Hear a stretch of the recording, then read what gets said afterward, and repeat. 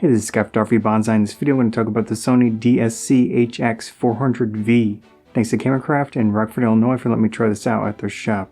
There are quite a few different bridge cameras out there. In this case, it's about mid-range in the price level and the zoom level. It does have a few interesting features for the price that we'll get to. Towards the entry-level range, you have the Nikon B500, and then you step up about $100 at the moment and you have this camera.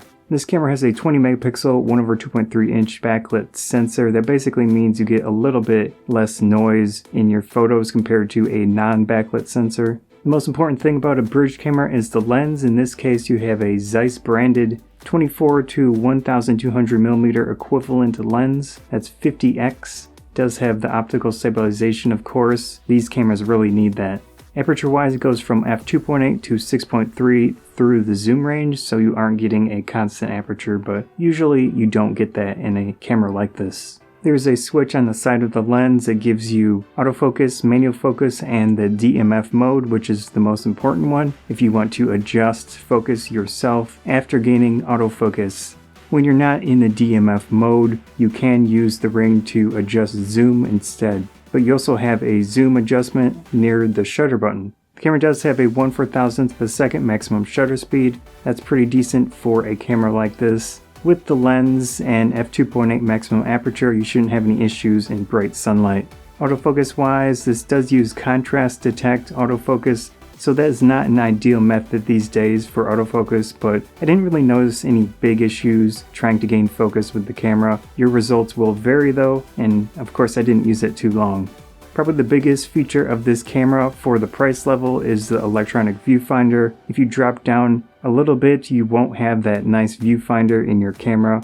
It is an option if you want to spend a little more to get this. You will have a viewfinder. It's very helpful in various situations, especially outdoors. LCD screen does tilt up and down, which is nice. Of course, it's not fully articulating, but this is good for straight photography. There is a dedicated button to switch between the monitor and viewfinder, which is nice. It also has a sensor on the viewfinder if you want that automatic switch between the screen and the viewfinder.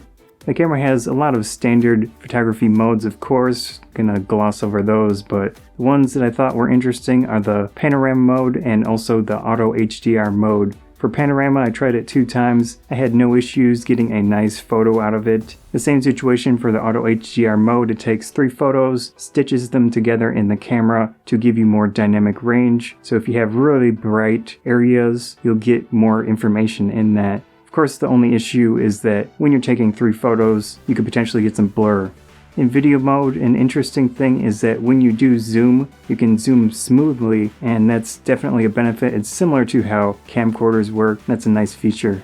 There is a built-in GPS in the camera, very nice for tagging locations of photos. Connectivity-wise, you have Wi-Fi and NFC, I assume with their Android and iPhone app. You also have a USB 2 connection, which is on the older side, but good enough for most situations. The battery is an MP-BX1 battery, rated at 300 shots per charge. That's pretty small, but I mean it's definitely manageable. You probably want an extra spare battery or 2.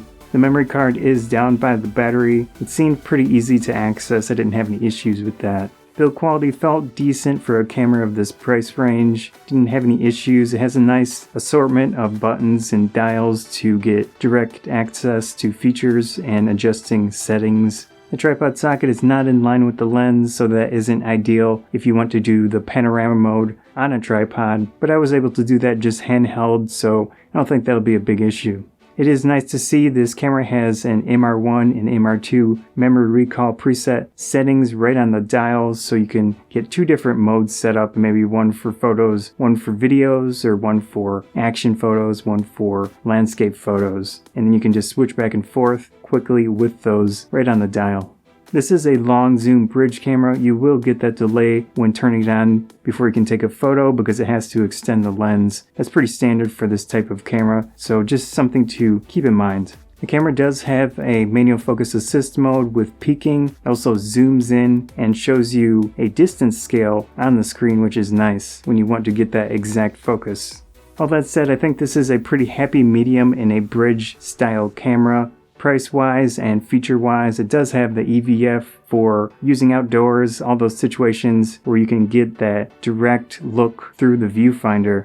That is a nice feature. I think it is worth spending a little bit more on. Of course, it does have the small sensor inside, but that's pretty standard with this type of camera. Just don't expect a lot from image quality. You won't be cropping a lot, and of course, if you do a lot of photos, post them online, it's no big deal. The biggest thing about these cameras is that huge zoom lens. In this case, it seemed just fine. It is the 50x, so it's about mid-range again, and the amount of zoom you can do optically, good enough, especially for the price. That's it for the Sony DSC-HX400V. Like I said, it seems like a good happy medium for a bridge style camera.